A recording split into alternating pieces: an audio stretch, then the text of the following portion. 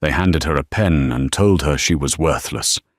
In front of 50 laughing relatives, Elena was forced to sign away her marriage, her home, and her dignity. They thought they had won.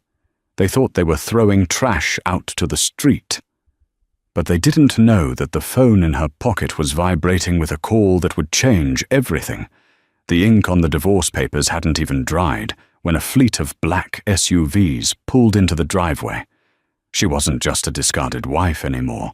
She was the most powerful woman in the room. This is the story of how a family's greed became their ultimate destruction. You won't believe what happens next. The late August sun beat down on the manicured lawns of the Thorne family estate in Connecticut. It was the kind of heat that made the air shimmer. But for Elena, there was no time to seek shade. "Elena, the ice buckets are melting. Do you expect us to drink warm champagne?" The shrill voice of Beatrice Thorne, the family matriarch, cut through the humid air like a whip. Elena, wiping a bead of sweat from her forehead with the back of her hand, nodded quickly. "I'm on it, Beatrice. I was just helping Uncle Jerry find his seat." "Jerry is fine. My mimosa is not," Beatrice snapped, adjusting her oversized sun hat and turning her back on her daughter-in-law. Elena rushed toward the kitchen, her feet aching in the cheap flats she had worn for 3 years. This was the annual Thorne family reunion, a display of wealth, arrogance, and exclusion. And for the last 4 years, ever since she had married Julian Thorne, Elena had not been a guest. She had been the help. Inside the cool, air-conditioned kitchen, Elena leaned against the granite island for a split second, closing her eyes. She loved Julian. Or at least, she loved the man he used to be. The man who had charmed her at the bookstore where she worked, who told her he didn't care that she was an orphan with 0 connections and a mountain of student debt. But that man had slowly vanished, replaced by the vice president of Thorne Logistics, a man who now looked at her with the same disdain his mother did. "You're taking too long," a deep voice rumbled from the doorway. Elena jumped, spinning around to see Julian standing there. He looked impeccable in his navy linen suit, a glass of scotch in his hand. He didn't look at her face. He looked at the stain on her apron. "I'm sorry, Julian. The ice machine is slow," she stammered. "You're always making excuses, Elena," Julian said, taking a sip of his drink. "Mother is stressed. This reunion is important for the company image. We have investors here. Try not to embarrass me today, all right?" "I'm trying, Julian. I really am, but nothing," he interrupted, checking his Rolex. "Just get the ice, and fix your hair. You look frazzled. It's unappealing." He walked away without another word, leaving a cloud of expensive cologne in his wake. Elena felt the familiar sting of tears pricking her eyes, but she swallowed them down. Not today, she told herself. Just get through the barbecue, serve the cake, clean up, and then you can go home and sleep. She grabbed the heavy bags of ice, her arms straining, and hauled them back out into the heat. As she moved through the crowd of laughing relatives, she felt invisible. Cousins were comparing their new Teslas. Aunts were gossiping about vacations in the Maldives. Elena, the girl from the foster system, was a ghost in their machine. She reached the main beverage station, dumping the ice into the silver basins. "Careful," a voice sneered. Elena froze. It was Chloe, Beatrice's personal assistant, and a woman who had been lingering around Julian far too often lately. Chloe was wearing a dress that cost more than Eleanor's entire wardrobe, and she was looking at Eleanor with a predatory smirk. "You splashed water on my shoes," Chloe said, pointing to a tiny droplet on her red-bottomed heel. "I'm sorry, Chloe. I didn't mean to," Elena murmured, reaching for a napkin to wipe it. Chloe kicked Elena's hand away. "Don't touch me. Just go away. You ruin the aesthetic of the party." A few of Julian's cousins laughed nearby. Elena pulled her hand back, clutching the napkin to her chest. She looked around for Julian, hoping he would step in, hoping he would defend his wife. She saw him across the lawn. He was laughing, his hand resting casually on the lower back of a tall, blonde woman, a real estate heiress named Vanessa. He saw Elena looking at him. He didn't smile. He simply looked away and took another sip of his drink. The message was clear. You are on your own. By 4:15 p.m., the reunion was in full swing.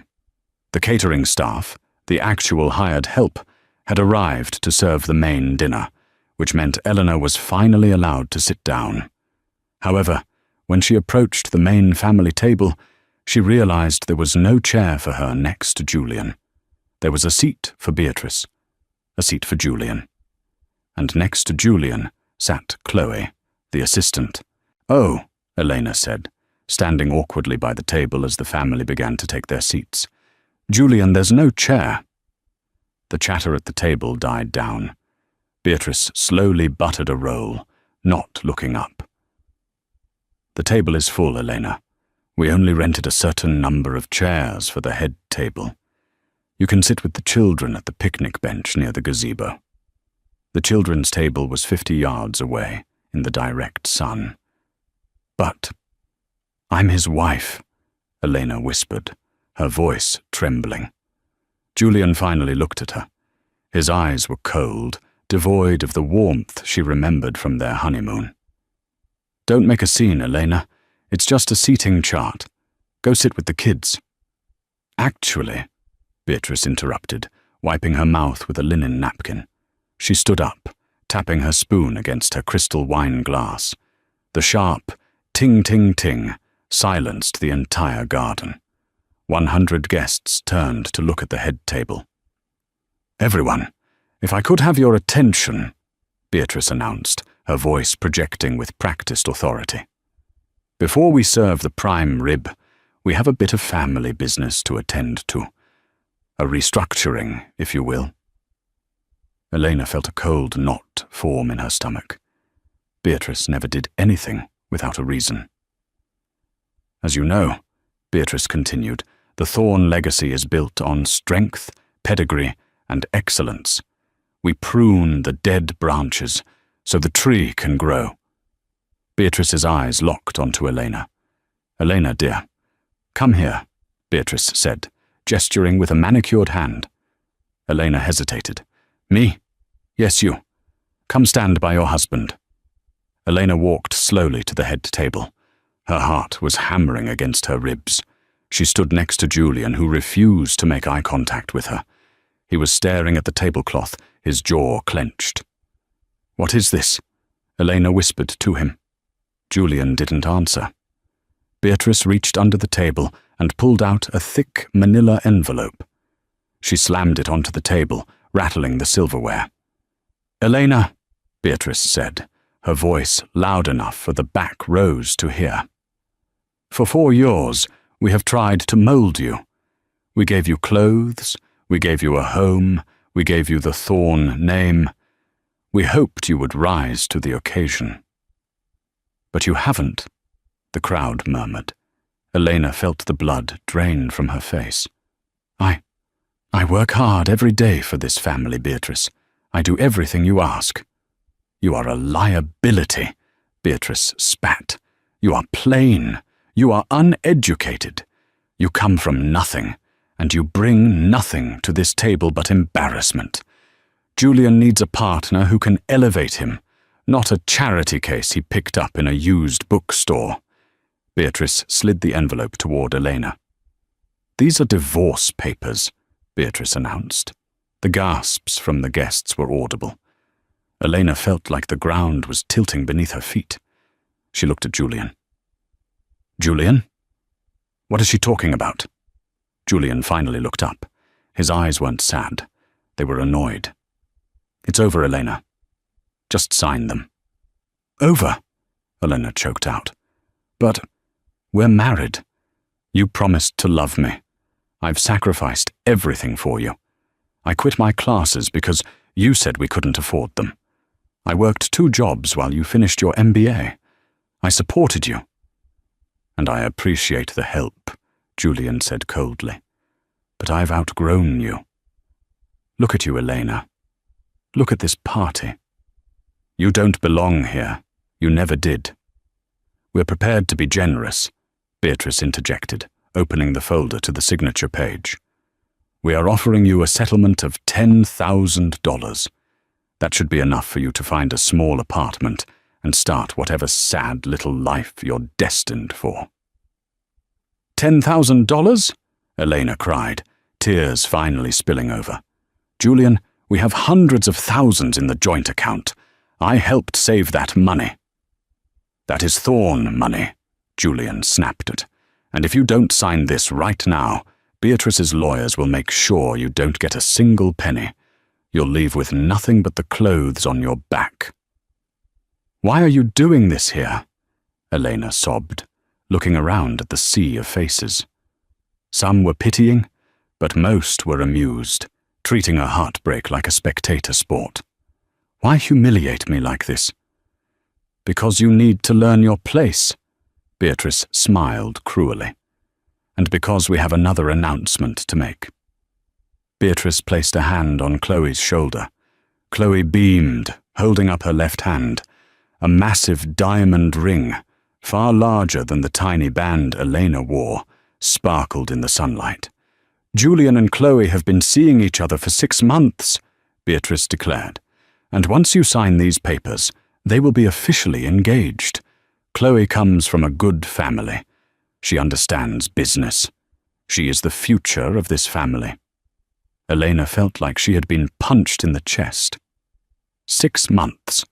While she was cooking his dinner, washing his clothes, and rubbing his back after long days, he was with her.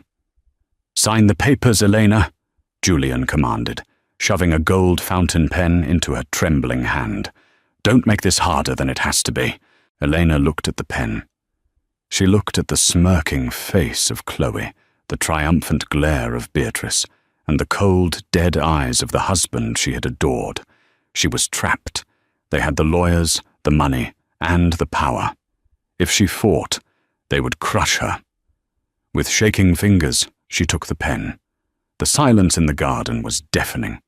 The only sound was the scratching of the nib against the paper as Eleanor Vance signed her name, tears dropping onto the document, blurring the ink. "Good girl," Beatrice sneered, snatching the papers away the moment the pen lifted. "Now get out of my sight. Security will escort you to the gate." But just as Elena turned to leave, defeated and broken, a sound pierced the silence. Bzzzt. Bzzzt. It wasn't Elena's old, cracked phone. It was a sleek, black satellite phone that had been slipped into her purse weeks ago by a private investigator she had hired to find her birth parents. A long shot she had never expected to pay off. She hadn't looked at the phone in days. She pulled it out, her hand trembling. The screen was flashing red. "Incoming call. Urgent." Beatrice frowned. "Put that away and leave." Elena, acting on an instinct she didn't know she had, answered it. She put the phone to her ear. "Hello?" Her voice cracked. A deep British voice on the other end spoke with absolute precision. "Is this Elena Vance?" "Yes," she whispered. "Mrs. Vance, this is Archibald Sterling, Senior Counsel for the shadowy Hawthorne Trust. Do not, I repeat, do not leave your current location. Are you safe?" I don't know," Elena said, confused. "I just signed divorce papers." "Good," the voice said. "That simplifies things. Listen to me very carefully, Elena. Your DNA test results came back an hour ago. You are not a nobody. You are the sole surviving granddaughter of Elias Hawthorne." Elena gasped. Even the Thorne family knew who Elias Hawthorne was. He was an industrial tycoon, a man who owned half the shipping lines in Europe. He was a billionaire 10 times over. "He passed away this morning," the lawyer continued.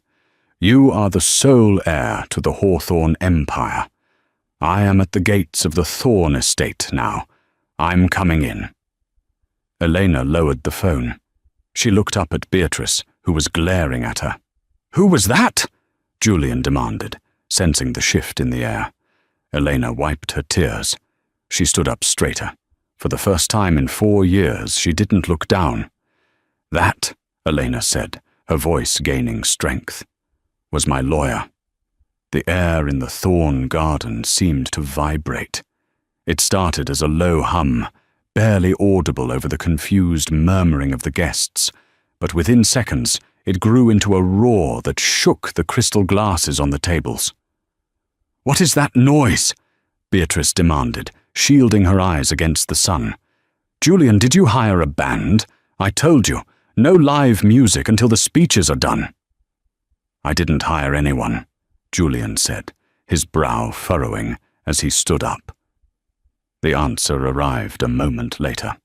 The massive iron gates at the end of the long driveway, usually controlled by the Thorns' private security, swung open. But it wasn't the polite opening for a guest. The gates were forced wide, almost hitting the stone pillars. A convoy of vehicles swept into the estate like a storm front. Leading the pack were 2 matte black Range Rovers with tinted windows and reinforced bumpers. Flanking the rear were 2 more, but in the center, gliding over the gravel with the grace of a panther, was a vintage, 2-tone Rolls-Royce Phantom 6, the kind of car that wasn't just bought, it was inherited by royalty. "Who do they think they are?"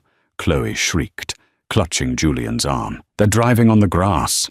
The convoy ignored the designated parking area.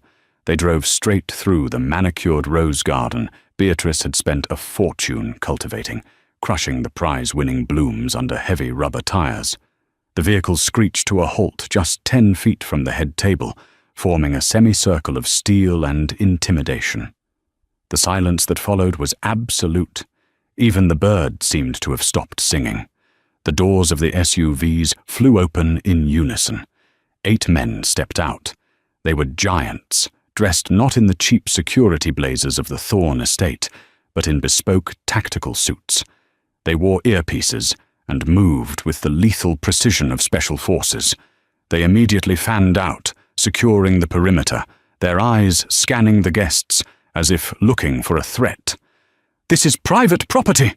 Beatrice screamed, her face turning a blotchy red. "I will have you arrested! Julian, call the police!" Julian reached for his phone, but one of the guards simply held up a hand. It wasn't a threat. It was a command so absolute that Julian froze.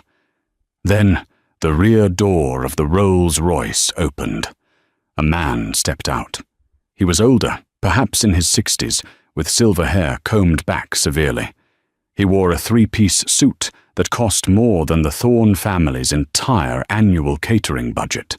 He carried a silver-tipped cane, though he walked with a vigorous, purposeful stride. This was Archibald Sterling. He didn't look at Beatrice. He didn't look at Julian.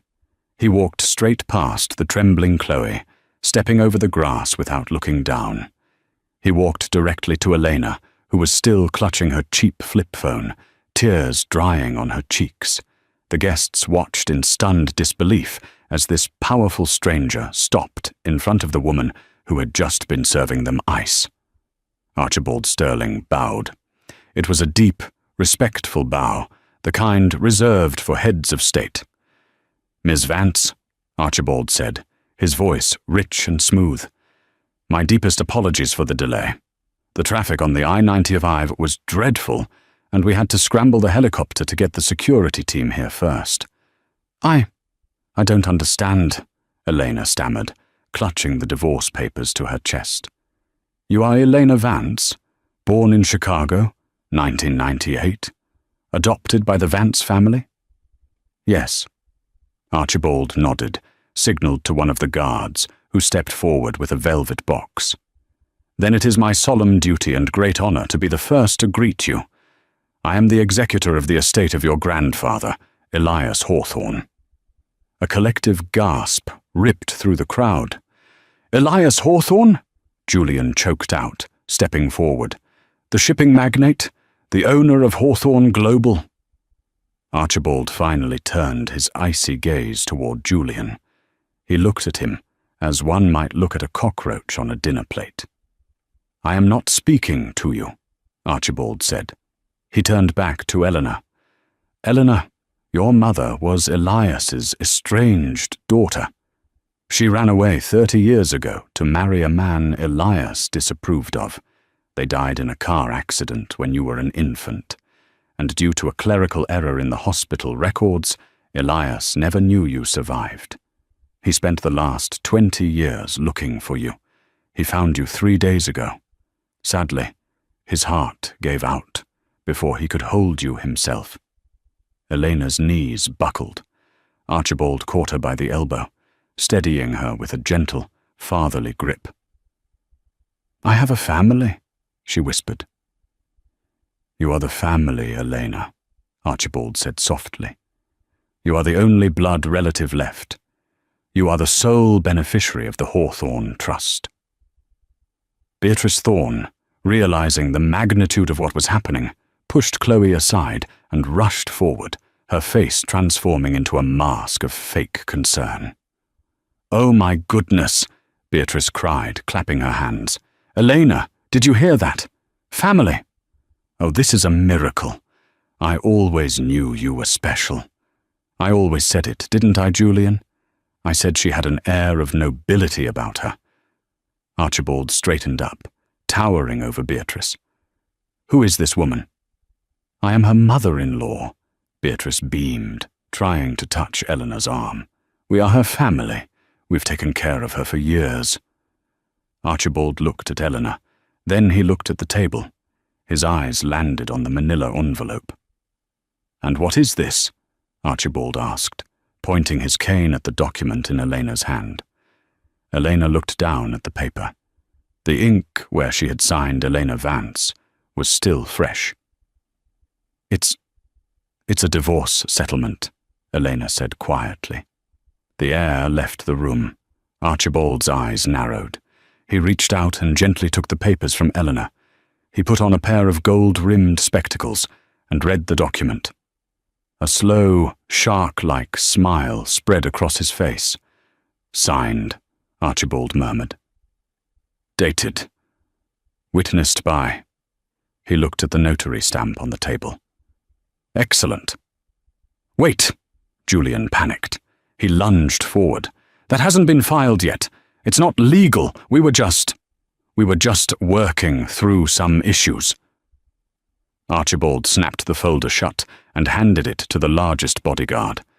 "Secure this in the vehicle. It is evidence." "Evidence of what?"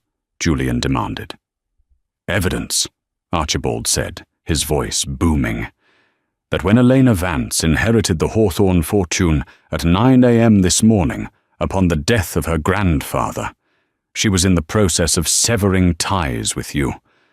But more importantly, since you coerced her to sign this before she knew of her inheritance, and you signed it agreeing to a fixed settlement." Archibald laughed, a dry, cold sound. "Mr. Thorne, you have just signed away your claim to half of a $40 billion estate. By forcing her to sign these papers today, you saved Elena $20 billion in alimony." Julian's face went white. He looked like he was going to vomit. Beatrice grabbed the edge of the table to stop herself from fainting. $40 billion, Chloe whispered, looking at Elena with wide, terrified eyes. The shock of the number, 40 billion, hung in the humid air like a thunderhead. The guests, who had previously mocked Elena for her cheap shoes, were now looking at her as if she were a deity. $40 billion wasn't just money. It was nation-state power.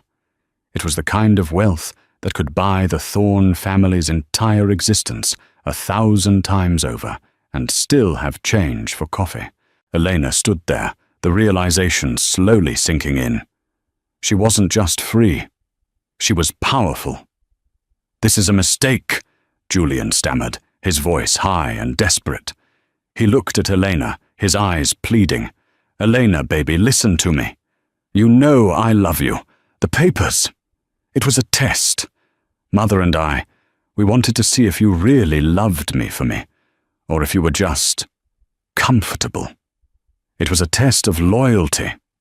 A test? Elena repeated, her voice gaining strength. She looked at the ice buckets she had hauled. She looked at the children's table where she was supposed to sit. Yes, a test, Beatrice chimed in, rallying her wits. And you passed, darling. You signed. You showed you didn't care about the money. So we can rip them up now. We can go back to being a happy family. Beatrice lunged for the bodyguard holding the folder, her manicured claws extended. The guard didn't even flinch. He simply stepped back, and another guard stepped in front of Beatrice, crossing his massive arms. Don't touch him, Archibald warned, unless you want to be charged with assaulting a federal witness. Elena, Julian pleaded, stepping around the table. He tried to take her hands, but she pulled them away as if his skin were acid. Elena, please. Think about us. The memories. The honeymoon in Cabo. We were happy once. Elena looked him in the eye. We were happy when you were a nobody, Julian. When you were struggling. But the moment you got a taste of success, you turned into this.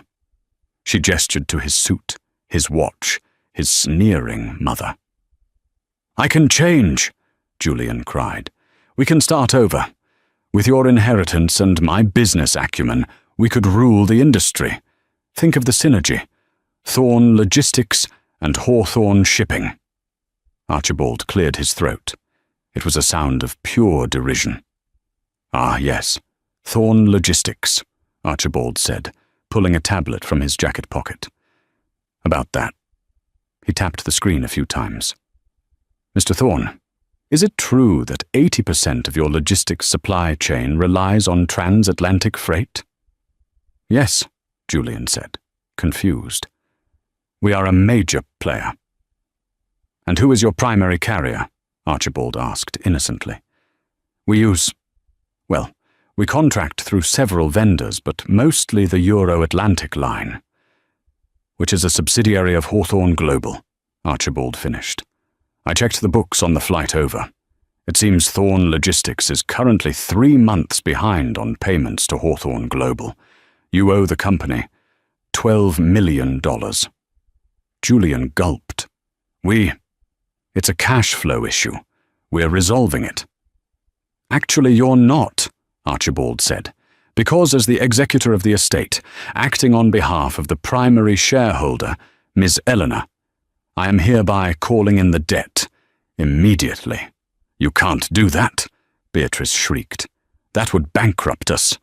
I can and I will, Archibald said calmly. Furthermore, I am cancelling all existing contracts between Hawthorne Global and Thorne Logistics, effective immediately. I don't believe the Hawthorne brand should be associated with failing enterprises. Julian fell to his knees. It wasn't a metaphor. He literally collapsed onto the grass, his expensive suit staining green. Elena, he begged, tears streaming down his face. Tears of financial ruin, not love. Please, you can't let him do this. You're my wife. I'm your ex-wife, Elena corrected him. You made sure of that. You handed me the pen, Julian. You told me I was a liability. She looked over at Chloe, who was slowly backing away, trying to disappear into the crowd. Chloe, Elena called out. Chloe froze. You wanted him, Elena said, her voice ringing clear across the lawn. You wanted the Thorne name. You wanted the future of the family. Well, he's all yours. You can have the debt, you can have the bankruptcy, and you can have the man who sells out the people he loves for a check. Elena turned back to Archibald. Is the car ready? It is, madam, Archibald said, gesturing to the open door of the Rolls-Royce. We have a flight waiting at the private airfield. Your grandfather's estate in Monaco requires your inspection, and the board of directors is eager to meet their new chairwoman. Wait! Beatrice screamed, running in front of the car. Elena, You ungrateful little wretch! After everything I did for you, I put a roof over your head." Elena stopped. She turned to Beatrice one last time. "You treated me like a slave in my own home, Beatrice. You made me serve your friends while you mocked me. You made me feel small so you could feel big." Elena reached into her apron pocket, the dirty, stained apron she was still wearing. She pulled it off, balling it up. "Here," she said, tossing the apron at Beatrice. It landed on the older woman's face, smearing grease on her nose. "I quit." Elena turned and stepped into the plush leather interior of the Rolls-Royce. The air conditioning was cool, smelling of expensive leather and freedom. Archibald climbed in beside her and closed the heavy door, shutting out the heat, the humidity, and the screaming Thorne family. "Go," Archibald said to the driver. The convoy began to move. As the Rolls-Royce turned around, crushing more of Beatrice's roses, Elena looked out the tinted back window. She saw Julian kneeling in the grass, his head in his hands. She saw Chloe running toward the parking lot, presumably to drive away before Julian could ask her for money. She saw Beatrice screaming at the sky, holding the dirty apron. For the first time in 4 years, Elena didn't feel the urge to cry. She reached into the center console, where a bottle of chilled vintage champagne was waiting. Archibald noticed her look. "Would you like a glass, madam?" "Yes, Archibald," Elena said, a small smile playing on her lips. "I believe I would. But no ice. I've handled enough ice for a lifetime." As the cars sped out of the gates and onto the main road, leaving the Thorne estate in the dust, Elena took her first sip of the new life. But the story wasn't over. The Thornes were down, but greed is a powerful motivator, and they weren't going to let $40 billion walk away without a fight. 3 months had passed since the incident at the Thorne estate, and the world had shifted on its axis. Elena stood by the floor-to-ceiling window of her penthouse office on the 45th floor of the Hawthorne Tower in Manhattan. The city looked like a circuit board of gold and diamonds below her. She took a sip of herbal tea, her reflection in the glass showing a woman she barely recognized. Gone was the messy bun and the faded department store clothes. Elena now wore a tailored white pantsuit that screamed authority. Her hair was cut into a sharp, chic bob, and her skin glowed, not just from expensive treatments, but from the absence of stress. "Ms. Hawthorne?" Elena turned. It was her new executive assistant, a sharp young woman named Sarah. "Yes, Sarah? The board meeting is in 20 minutes, but he's here again." Elena's expression didn't change, but her eyes hardened. "Julian?" "Yes. And his mother. They are in the lobby. Security is holding them back, but they are causing a scene. They have a camera crew with them." Elena sighed, placing her tea on the marble coaster. Of course they do. The last 3 months had been a media circus. The Cinderella Billionaire headlines were everywhere. But alongside them were the interviews given by Julian and Beatrice. They had gone on every talk show that would have them, painting themselves as the victims. They claimed Elena had defrauded them, that she had known about the inheritance and tricked Julian into a divorce to hoard the money. They spun a narrative of a scheming gold digger who abandoned her loving family the moment she got rich. It was pathetic, but it was annoying, and today it seemed they were escalating. "Archibald?" Elena asked, looking at the leather armchair in the corner where the old lawyer was reviewing contracts. Archibald looked up, his eyes twinkling with a mix of amusement and malice. "Shall we invite them up? It seems cruel to keep them waiting in the lobby with the commoners." "Let them up," Elena told Sarah, "and send them to conference room B, the one with the glass walls." 10 minutes later, Elena walked into the conference room. She didn't walk in alone. She was flanked by Archibald and 2 junior associates. Julian and Beatrice were already there, sitting on the opposite side of the long mahogany table. They looked diminished. Julian's suit was wrinkled, and there were dark circles under his eyes. Beatrice, usually perfectly coiffed, looked frazzled, her roots showing grey. Sitting next to them was a man Elena recognized from billboards on the highway. Marcus Vane, a lawyer known for chasing ambulances and loud, messy lawsuits. "Elena!" Julian exclaimed, standing up as she entered. He tried to put on a charming smile, but it faltered under her cold gaze. "You look incredible. Expensive." "Sit down, Julian," Elena said, taking the seat at the head of the table. "You have 5 minutes. I have a company to run. We are here to discuss the injustice served upon my clients," Marcus Vane boomed, throwing a stack of papers onto the table. "We are filing a suit for $50 million in damages, plus 50% of the Hawthorne assets acquired during the marriage." Archibald let out a short, drow-eye laugh. "It's not funny," Beatrice snapped, slamming her hand on the table. "We are destitute. You froze our accounts. You cancelled our contracts. We are losing the house." "You are losing the house because you haven't paid the mortgage in 6 months," Elena said calmly. "And you haven't paid the mortgage because your company is bankrupt. That isn't my fault. That's bad management." "It's your fault!" Julian shouted, his veneer of charm cracking. "You vindictive witch! You bought our debt! You told the banks to call in the loans. You're doing this on purpose." "I am simply protecting my grandfather's interests," Elena said. "Thorne Logistics was a sinking ship. I just sped up the inevitable." "We want a settlement," Marcus Vane interjected. "Give us $50 million, and we drop the lawsuit regarding the validity of the divorce. We claim duress. We claim fraud. If this goes to court, the media will tear you apart. They love a story about a heartless billionaire crushing her poor, abandoned husband." Elena looked at Julian. She remembered the nights she had cried herself to sleep while he was out with Chloe. She remembered the way he had looked at her at the reunion, like she was trash. "You want $50 million?" Elena asked. "It's a fair price for your freedom," Julian said, leaning forward. "Come on, Elle. You have $40 billion. $50 million is nothing to you. Just pay us, and we disappear. I promise." Eleanor stood up and walked over to the window, looking out at the skyline. The silence stretched for a long, agonizing minute. "No," she said softly. "What?" Julian blinked. Elena turned around. "No, not a penny.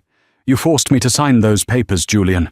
You wanted me gone with $10,000. You set the price of my worth. You decided I was worth $10,000. So that is what you get. The check was mailed 3 months ago.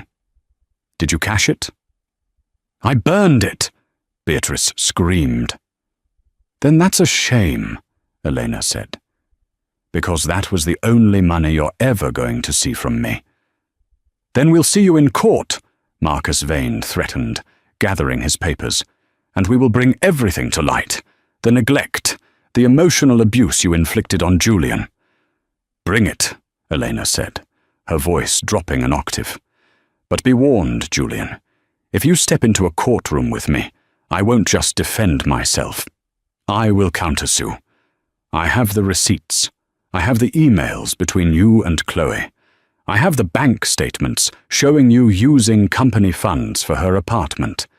I will bury you so deep under legal fees that you'll be begging to work the drive-through at a fast food joint." Julian paled. He knew she wasn't bluffing. "Get out of my building," Elena said. As security escorted them out, Julian looked back over his shoulder. For a second, he looked like the man she had fallen in love with, scared, vulnerable. "Elena," he whispered, "I miss you." "You miss the money, Julian," she said, turning her back on him.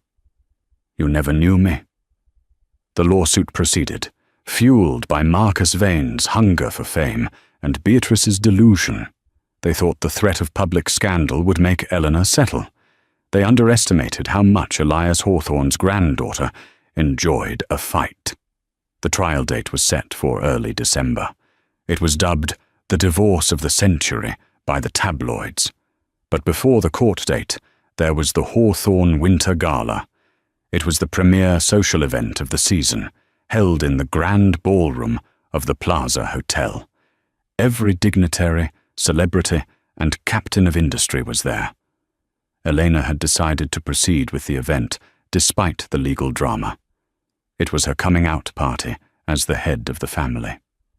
She wore a gown of midnight blue velvet, dripping with sapphires that had belonged to her grandmother. She moved through the crowd with grace, shaking hands with senators and tech moguls. "You're a natural," a voice said beside her. Eleanor turned to see Liam Blackwood. Liam was 32, the CEO of a rival shipping tech firm, and devastatingly handsome. He had been a surprising ally during her transition, offering advice on how to handle the sharks on her board. "I feel like an imposter," Elena admitted, taking a glass of sparkling water.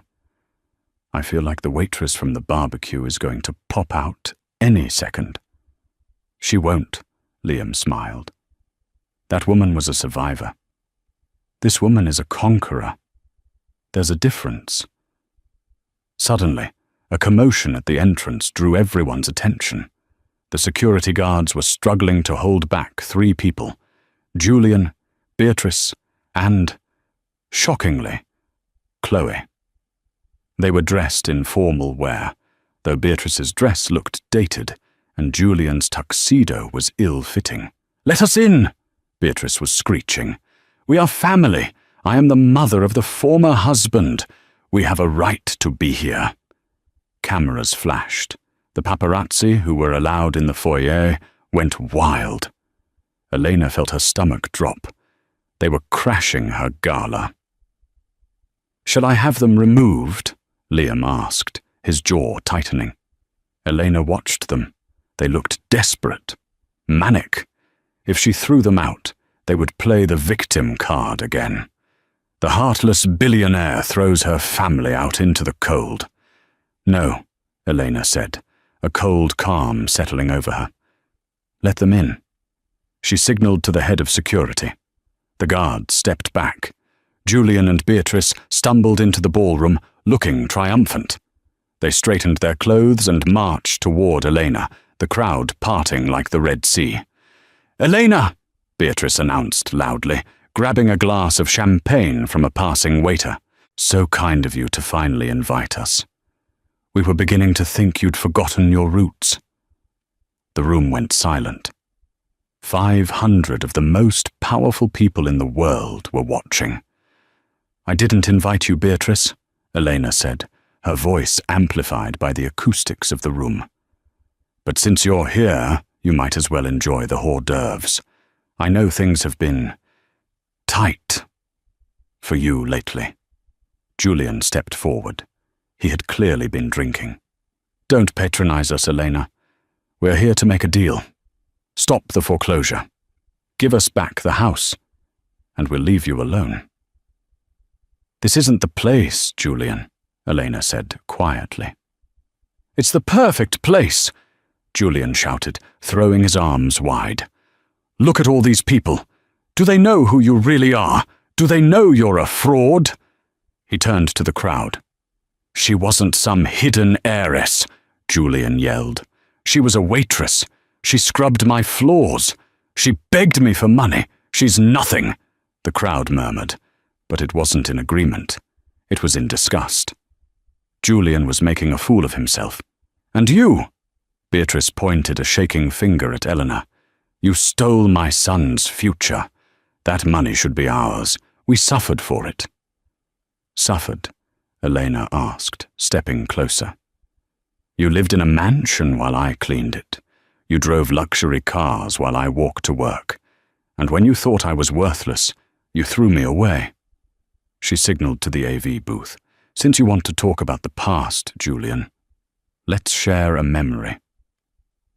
The massive projection screen behind the stage, which had been displaying the Hawthorne logo, flickered. A video began to play. It was security footage from the Thorne estate.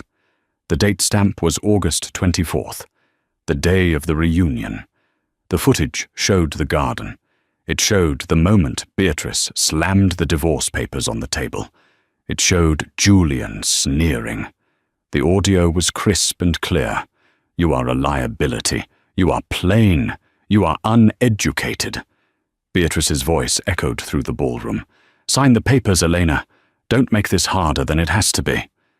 Julian's voice followed. Then, the video cut to a different angle, a hidden camera in the kitchen from a week prior. It showed Julian and Chloe kissing against the counter. "When do you think she'll sign?" Chloe asked in the video. "Soon," Julian replied, laughing. "I'll humiliate her at the reunion. She's so pathetic. She'll do whatever I say just to stop the embarrassment. Then we kick her to the curb and take the bonus my mother promised." The video ended. The ballroom was dead silent. Julian stood frozen, his face the color of ash. Chloe looked like she wanted the floor to open up and swallow her. Beatrice was gasping for air, clutching her pearls. Elena stepped up to the microphone. "You claimed in your lawsuit that I defrauded you," Elena said, her voice steady. "You claimed I tricked you. But the evidence shows that you conspired to humiliate and discard me. You wanted me gone so badly that you forced a divorce before I even knew who I was. You dug your own grave, Julian. I just provided the shovel." She looked at the crowd. "I am Eleanor Hawthorne. I worked for everything I had, and I survived everything they did to me. I will not apologize for my inheritance, and I will not pay a ransom to my abusers." Thunderous applause broke out. It started with Liam, but soon the entire room was clapping, cheering for the woman who had stood tall against the bullies. Julian looked around, realizing he had lost. The court of public opinion had just delivered its verdict. "Get out," Liam said, stepping up beside Elena, "before we have you arrested for trespassing." Beatrice let out a sob and ran for the exit. Chloe followed, hiding her face with her purse. Julian stood there for one last second, looking at Eleanor. He saw the woman he had married, the woman he had betrayed, and the queen he could never reach. He turned and walked away, his shoulders slumped, a broken man. But the night wasn't over. As the applause died down, Archibald walked up to Eleanor with a grim expression. He held a phone in his hand. "Miss Hawthorne," he whispered, "we have a problem. It's about the Thorne estate. It seems Julian didn't just leave quietly. Before coming here, he did something foolish." "What?" Elena asked. "He authorized a transfer of illegal assets through Thorne Logistics in a desperate bid to make quick money. The feds just raided the warehouse, and since you are technically the owner of the debt, they are looking for you." Elena's blood ran cold, the twist she hadn't seen coming. Julian's incompetence was about to drag her into a federal investigation.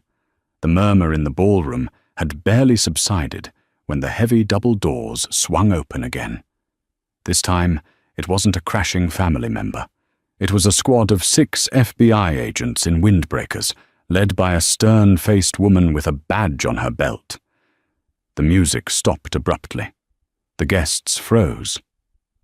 "Elena Hawthorne," the lead agent called out, stepping onto the marble dance floor. Liam Blackwood stepped in front of Elena instinctively, but she placed a hand on his arm, gently moving him aside. She held her head high, the sapphires around her neck catching the light. "I am Elena Hawthorne," she said, her voice steady despite the racing of her heart. "To what do I owe this interruption, Agent?" "Special Agent Miller," the woman said, stopping a few feet away. "We have a warrant to seize all assets related to Thorne Logistics. We have evidence of a massive shipment of illegal narcotics moving through your shipping containers in the port of Newark as we speak." The crowd gasped. A drug scandal. This could destroy everything Elena had just built. "That company is under my umbrella," Elena said calmly, "but I have not authorized any shipments since acquiring the debt."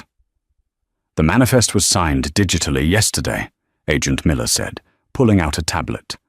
"With an executive key. The shipment was flagged, and we've traced the authorization. We need to know who had access to the override codes." Elena looked at Archibald. The old lawyer was already opening his briefcase. He didn't look worried. He looked like a hunter who had just snapped the trap shut. "Agent Miller," Archibald said, his voice smooth as silk. "If you check the metadata on that digital signature, I believe you will find it originated from an IP address, not within Hawthorne Tower, but from a mobile device." Archibald handed the agent a thick file. "We anticipated that the former management might try something desperate," Archibald continued. "So we installed keystroke loggers on the old Thorn logistics servers. We have a complete record of the transaction. It was authorized at 4:00 p.m. yesterday." Agent Miller scanned the document. Her eyes widened. "Authorized by user ID, J. Thorn admin." "And the GPS location of the device?" Archibald prompted. "The Thorn family estate," Miller read. "Specifically the master bedroom." Elena felt a wave of relief, so strong it almost knocked her over. Julian, in his panic to pay off the debt and save his lifestyle, he had tried to use the company's infrastructure for a drug run. He had tried to frame the company, her company, to make a quick buck, or perhaps to burn it all down. "He's outside," Liam said, pointing toward the exit. "He just left." "Get him," Agent Miller commanded into her radio. "Suspect is fleeing the premises. Blue tuxedo. Apprehend immediately." The agents turned and sprinted toward the lobby. Elena, Liam, and Archibald followed, along with half the guests who couldn't resist the spectacle. They reached the grand foyer just in time to see Julian Thorn frantically trying to shove Beatrice into a taxi. "Go! Just go!" Julian was screaming, looking over his shoulder. "FBI, freeze!" Agents swarmed them. Julian tried to run, slipping on the polished floor. He was tackled instantly, his face pressed against the cold tile, handcuffs clicking shut before he could even draw a breath. "You can't do this!" Beatrice shrieked, hitting an agent with her purse. "He's a Thorn. He's a good boy." "Mom, step back or you will be arrested for obstruction," an agent barked. Julian was hauled to his feet. His lip was bleeding. He looked wild, like a trapped animal. His eyes locked onto Eleanor, who was standing at the top of the stairs, looking down at him like a goddess of retribution. "Eleanor!" Julian screamed, struggling against the agents. "Help me! I did it for us! I needed the money to buy the house back! Tell them we're partners!" Elena descended the stairs slowly, stopping 3 steps from the bottom. She looked at the man who had once been her world, the man who had made her sign divorce papers at a barbecue to save a few dollars. "We aren't partners, Julian," Elena said, her voice cold and final. "And we aren't family. You are just a stranger who used to know my name." "Elena, please," he sobbed as they dragged him toward the sliding doors. "Don't let me go to prison. I can't survive in there." "You should have thought of that before you tried to smuggle drugs through my ships," she said. Beatrice threw herself at Elena's feet, grabbing the hem of her velvet gown. "Elena, mercy, please. He's my son. I'll do anything. I'll be your maid. I'll scrub your floors." Elena looked down at the woman who had tormented her for 4 years. "My floors are already clean, Beatrice," Elena said, gently pulling her dress from the woman's grip. "And unlike you, I pay my staff a living wage." Elena signaled to the doorman. "Please escort Miss Thorn off the property. She is disturbing the guests." As Julian was shoved into the back of a squad car, weeping, and Beatrice was led away, wailing into the New York night, Elena felt a heavy weight lift off her chest. The chapter was closed. The ink was dry. She felt a warm hand on her back. Liam was there. "Are you okay?" he asked softly. Eleanor took a deep breath.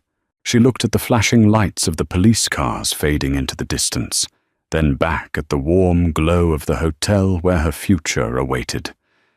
Yes, Elena smiled, and for the first time in her life, it was a smile of pure, unadulterated freedom. "I think I'm finally done serving others. It's time to live for myself." "Then allow me to serve you," Liam said, offering his arm. "Dinner is still waiting." Elena took his arm. Together they walked back into the light, leaving the darkness of the Thorne family behind them forever. Wow, what a satisfying ending. From being forced to sign divorce papers as a maid to watching her ex-husband get dragged away in handcuffs while she stands as a billionaire queen, Elena definitely got the last laugh. It just goes to show that you should never look down on people because you never know when the tables might turn. What do you think? Did Julian and Beatrice get what they deserved? Or was Elena too harsh? Personally, I think they got off easy. If you enjoyed this story of karma and revenge, please smash that like button. It really helps the channel. And don't forget to subscribe and hit the bell icon so you never miss a new story. I post new dramas every week. Thanks for watching, and I'll see you in the next video.